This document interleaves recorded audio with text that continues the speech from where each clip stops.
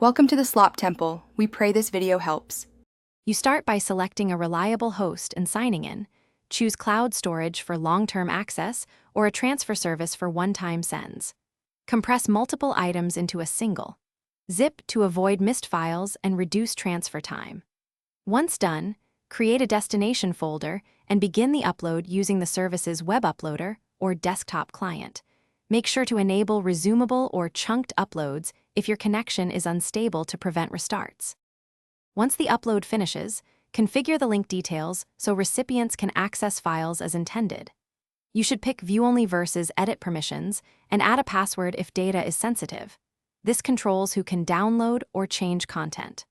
Also set an expiration date or download limit to reduce exposure, and verify integrity by checking checksums or doing a quick preview.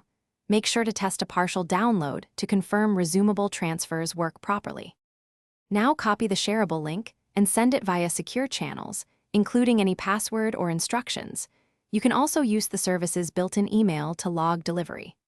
After sharing, monitor access logs and revoke or change permissions if you spot suspicious activity. Replace files by versioning rather than changing links when possible. If recipients report failures, try re-uploading with the desktop client, split the file into smaller parts, or switch to an SFTP.